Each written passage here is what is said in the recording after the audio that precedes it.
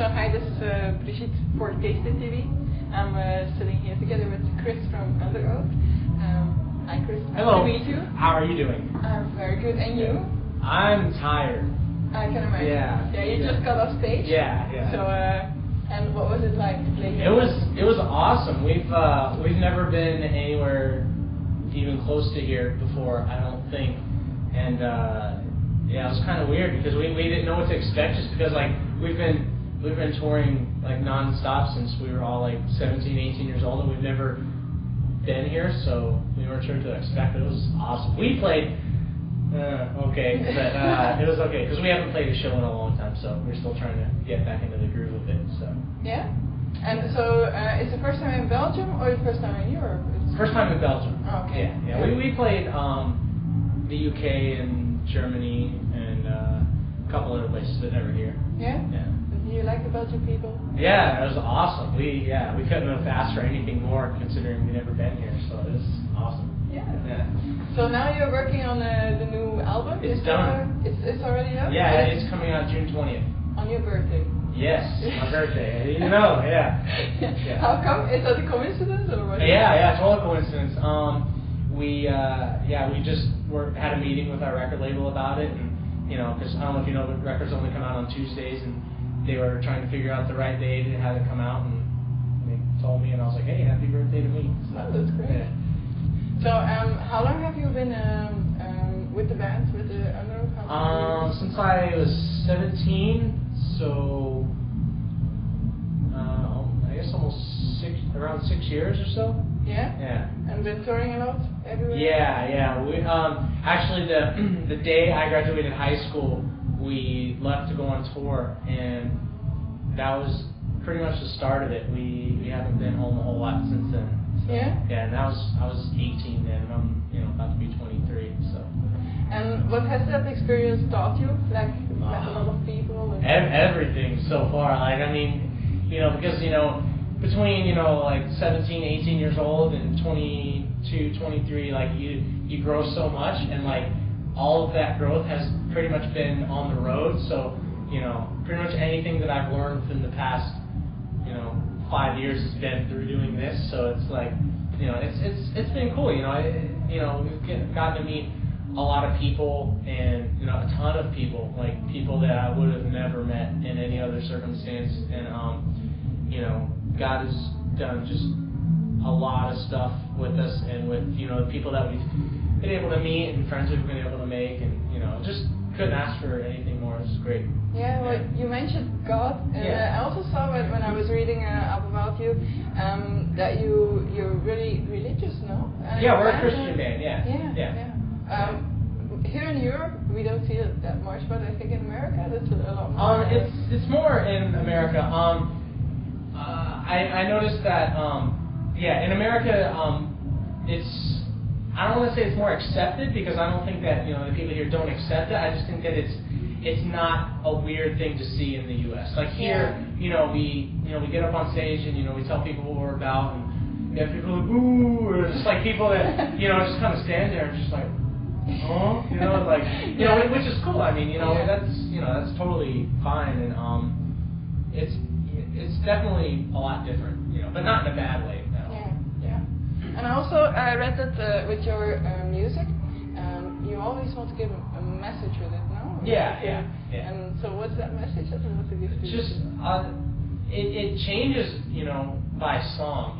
We have a lot of songs that deal with a lot of different issues, but the basis of our band and the basis of what we do is, we're all Christians, and we all believe in the Bible, we all believe in Jesus, and we're not, at all that band that's going to get up on stage and be like, you guys need to believe this, and we're right and you're wrong. It's just like, we're dudes, and we screw up, and we're real people, and but this is what we believe. We believe in God, and that's why we do what we do. And but that doesn't mean that that's what you have to talk to us about. I mean, come up and hang out and talk about crappy movies or rock and roll or whatever, and just a message of love and respect for people, and just being cool. Yeah. Great. I was reading a bit about all the stuff that you go through, because you also had the news on your site. Yeah. And there were some funny things in there.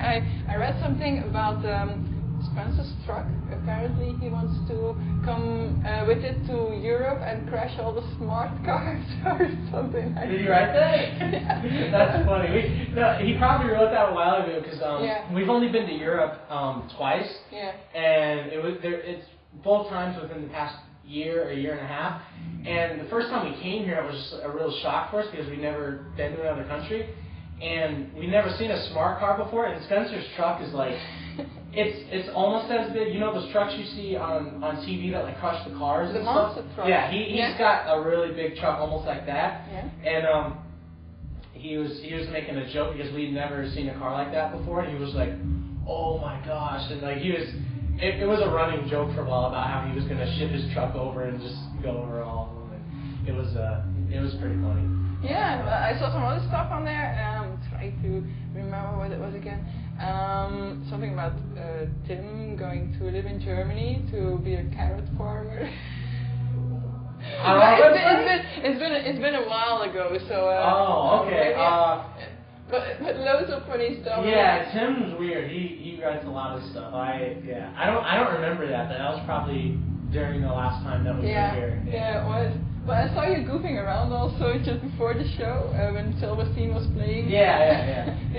We actually the first time we toured Europe, it was with them. So it's cool, because being able to see those guys and be here, just because it's a lot of old memories, and we like messing with those guys. Like sometimes when they're on stage, when they're playing, we'll get up on stage and just like mosh them on stage, and just we love those guys. They're really cool. Well, you mentioned lots of great memories. What will be the greatest memory that you have?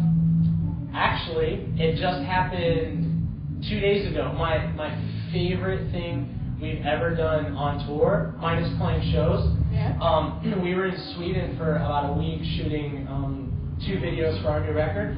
And we had a day, when we weren't shooting, and we went up to the mountains in Sweden and went snowmobiling. Yeah. And it was the greatest thing ever. Like we were gone for hours, and we were going through all these trails, and we were going down like this frozen river, and we saw all these elk and just all this stuff that we'd never see, being from Florida. And then we come up over this hill, and it's just this humongous frozen lake. It's like so big. And the guy who took us out there, because we all had our own snowmobiles, and he was like, yeah, go ahead, just do whatever you want. And it was amazing. Like we got going. You guys do kilometers here, right? Yeah. I got up to 126 kilometers an hour on the snowmobile going across the lake, and it was awesome. We were racing, like going back and forth, and like it has the windshield on the snowmobile, and we were down like this, and like just like trying to go really fast, and like I got up to 124, 126, and as I was slowing down, I decided to see what would happen if I just hit the brake. Yeah. And I was going, and I hit the brake, and it slid sideways and threw me off. And I slammed my head on the ice, and it was horrible. I had a headache for so long, but that was probably one of my favorite memories of being on tour ever. Like, it was amazing. I called my wife, and I was like, it's awesome. And it was cool.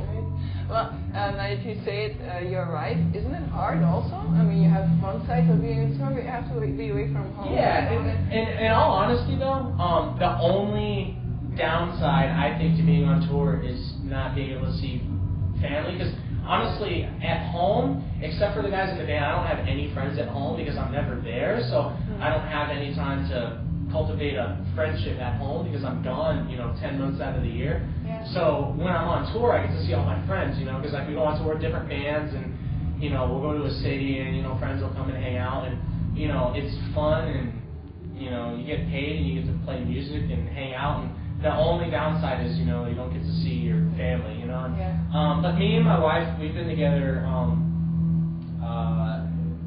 about 4 years now.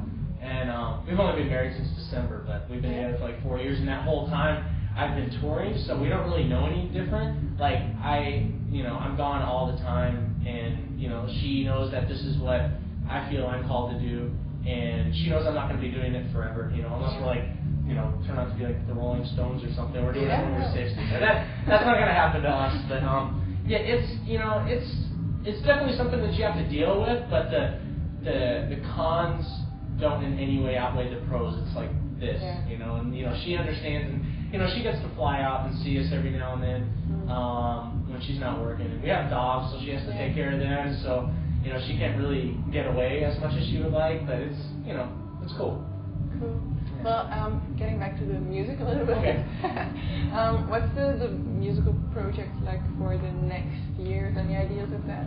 Or touring, or where will you be? Right now, we just finished recording our new record, and it's coming out June 20th. And after we leave here, we play in London, Manchester, and then we fly home and we go on tour in the States until the Warp Tour. Yeah, we tour up to the Warp Tour. We do the whole Warp Tour, and then we're doing a tour of Canada, and then we're doing another tour, but I don't know if I'm allowed to say anything about it yet. But it's going to be all over. Like it'll probably be coming back here, back to Europe, Australia, Japan, like everywhere. We'll be doing that, and then we'll be taking December off, and then tour pretty much all of 2007. But as far as musical stuff goes, we just finished the record, and we actually just started writing for our next record, like the other day. So yeah, we're not stopping. And everyone's doing their own things kind of on the side. Like Aaron has a solo project that he just recorded called The Almost that's coming out soon, and I have a project with the singer for a band called Every Time I Die, and it's like this electronic vocal thing. It's totally not heavy at all. It's really like big and ambient. So it's cool. There's a lot going on. So, yeah, great. Yeah. Well, I wish you the best of luck. Thank you. And thank you very much for the interview. Thank you very much. And maybe the last words, like the not last words, the website. Yeah, sure. The website, Underoath777.com. And any other last things that you want to say? Belgium is cool. You guys are cool. You guys and you guys.